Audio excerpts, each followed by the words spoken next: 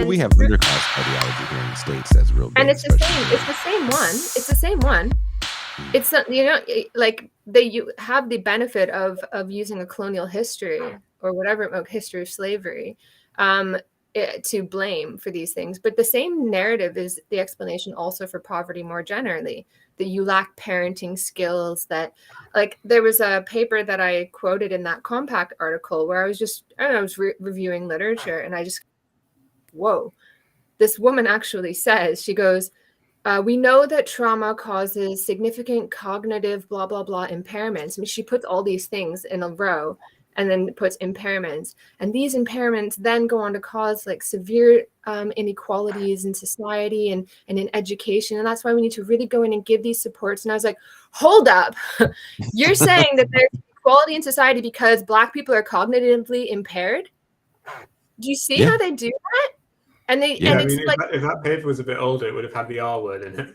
Exactly. Yes, it would. It would. And I sat the R like, word? Yeah. R word. T. Okay, I didn't know what you. Rigor. Yes, and this is the thing, right? This is what Herrnstein and Murray in the bell curve authors got in trouble for, because they were like, oh, look, such and such of this population has a IQ under 70, and that explains all this. And Stephen Jay Gould in his Mismeasure of Man responded, like, do you realize what you're saying? You're saying like 1 in 3 Black people is retarded. That's what Stephen Jay Gould accused him of saying. Like, obviously there's something wrong with your data, dude. But what they've done is they've renamed that as like learning difficulties. And this sort of, so that I watched a presentation once, I'll never forget this, at the University of Kent, where these people came in. You know, we used to do these Thursday seminars. You'd invite an external speaker to come in and do a talk. And she was like, oh, it's we really need to go in and have mental health supports and learning supports in prisons, because what we've done with our studies is we have found that a very large number of the people in prisons are learning impaired. And I was like, you've just renamed what they used to do with IQ, and they would go into the prisons and be like, well, the reason why you're here is because you're stupid. Like, it feels like their learning was not impaired, but probably more likely their learning was impaired by others. Yes, there are all sorts of things, like all sorts of things going on. There's problems with the tests that measure things that are cultural capital for a certain class. There's all sorts of controversy about IQ. Like, over time, the IQ goes up as the country gets richer. You know, they're measuring something. It's a mixture of like cultural things and a dedication to mainstream education that people don't have when it doesn't give them anything. But yeah, this is then used as this sort of individualized explanation for social problems, a sort of biologized explanation for social problems, which is the province of racists. But through this language of kindness and care and mental health, they've now recast this very regressive, totally individualized narrative as like left wing, and it's really disgusting. I mean, well, let me read a quote. I wanted to ask. Oh, damn it. Okay, you just stepped all on my toes. Okay, take that. You kind of touched upon it already, but kind of what is there's some kind of paradox going on, or that's how it seems to me, of kind of like, on one hand, it's emphasized kind of the intergenerational effects of this, and how it's kind of permanent and crosses generation after generation after generation. But it's also related to this self-help stuff, which presumably it's meant to be about kind of you personally can solve these problems. So it's like kind of systemically a problem, but then also kind of apparently personably solvable.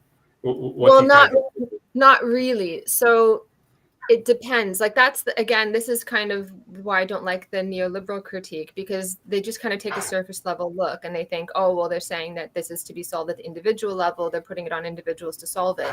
But if you actually look at what they're saying, they don't say that you can actually solve these problems. Maybe some people can. So what happens is you have two narratives. One is, look, this is not biological. This is an individual kind of problem due to some disorder, and you can fix it if you engage in these sorts of things. If we subject and we fix the subject in some way, then we will solve these problems. But of course, you know, we have so many successive waves of this. You can go all the way back to the 19th century. the new thought movement, mind cure, and then you had mental hygiene. Mental health rises as mental hygiene falls right after it gets bound up with the eugenics movement and is discredited. But then you have mental health that comes up after that. And then you had the self-esteem movement, and then happiness promotion and well-being promotion. And now we're in mental health promotion, and millions of these bad waves that all promise to fix the subject. There's something in the subject that's wrong. Things go wrong because people, economics thinks that we're homo economicus, but if you look out into the world, we are not rational choice makers like economists think we are irrational. So they like blame all the problems of economics on us instead of being like, no, actually their models are messed up, and you don't need to bring in like the irrational subject to explain why things go wrong in capitalism. Things will still go wrong even if we're like perfectly rational, but they'll use that as a reason to explain why things go wrong. So then they promise these solutions, but of course the solutions don't work because the problem's not in people's heads, the problem's in the system itself. So the problems persist. But instead of questioning the original narrative, which is, maybe we're not fucked up, like maybe it's not in our heads, they question the subject even more. Oh my God, people are even more fucked up than I thought.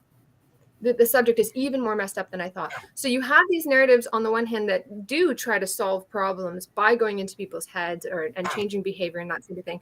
And then you have an even more pessimistic narrative that I think is becoming more powerful now, which is that the subject is a lost cause. We actually can't fix you. And what you can do is you can live with your trauma. You can live with this. You can be mindful. You can do all of these sorts of things. And I found this with the mindfulness discourse and the mental health discourse in my book that I've just finished yesterday. Woo! With these two discourses, mindfulness has that a facet of that old kind of self-esteem discourse, which is like, if you have self-esteem, you can do anything. And I found like a mindfulness quote where it was like, if you have mindfulness, you can do anything. Like literally just repeating that trope. But I couldn't find it again. Just so annoying because I wanted to put it in the book, but I didn't put a reference, so I couldn't find it. So annoying. If anyone finds that quote, I'd be really, really grateful. Anyway, so there's that. But the majority of the discourse wasn't really about that. It was about feeling at home within your skin, within the maelstrom.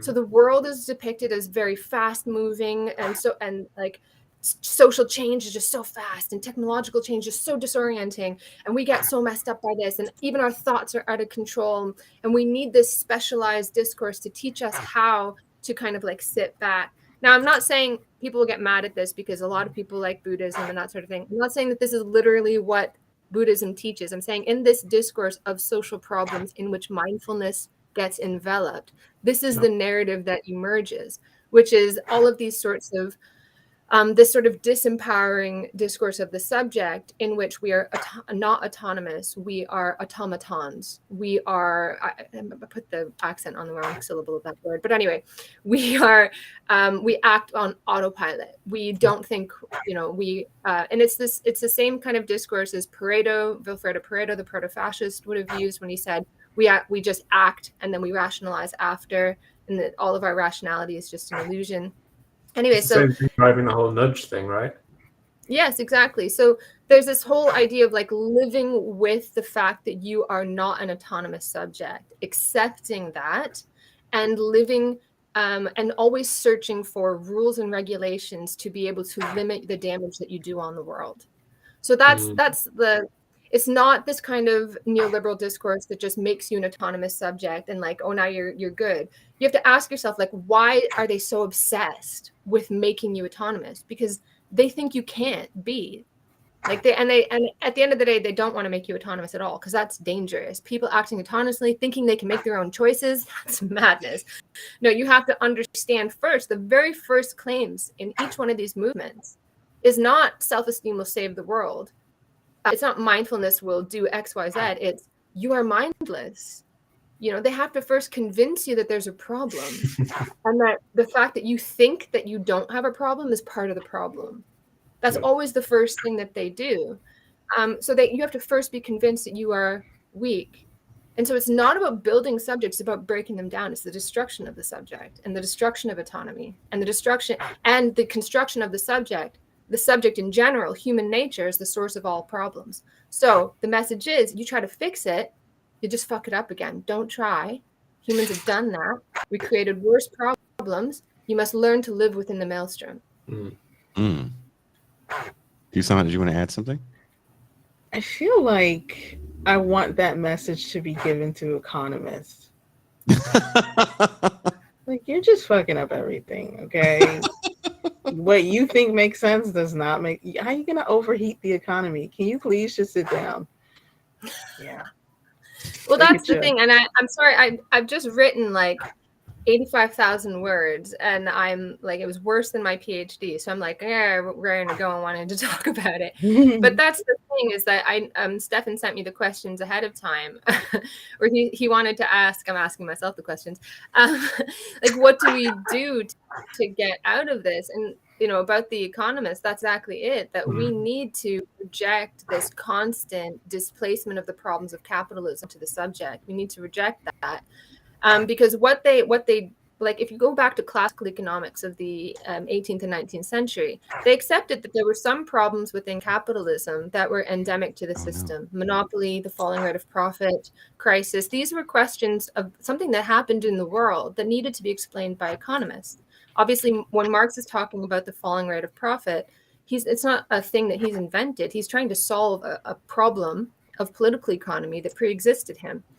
Now, as time went on, the neoclassicals rejected this. They rejected that there could be any problems that were endemic to the system. They were always introduced externally. So monopoly is like in institutions and people just fucking things up. And it's because they've come up with these wonderful equations that show that capitalism works in equilibrium. So it works on paper. So any kind of problems have to come from the outside.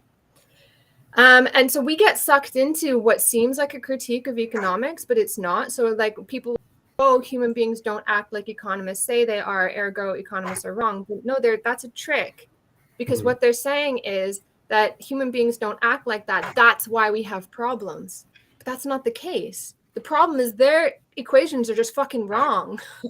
And you don't need to invoke human irrationality and stupidity to explain why things go wrong. The system working properly causes these problems. And that is what we need to get down to. We need to reject this blaming of the subject for everything and go back to the classical economics. Not go back to it. Obviously, it's got problems, but we need to take that, jump off that, and try to explain, why do these problems grow endemically from the system? Because that is the only hope that we have to solve things like humongous economic crises that lead to wars. And the issue that we have right now is that they're walking us into another war because it's necessary for devaluation within capital. And if we don't understand that, we can't fight it. All of these discourses are telling us that human beings are being thrown about by fate and there's nothing we can do about it. But the best people in history understood that we can understand our fate. And if we do that, we can control it. It is a bit on the nose. I mean, you talk about the industry, though. You go. I'm going to keep... Nope. Thank you for watching. Please don't forget to hit like and subscribe on your way out. You can catch the live stream of This is Revolution every Tuesday through Thursday at 6 p.m. Pacific Time and Saturday, 9 a.m. Pacific Time. This is Revolution.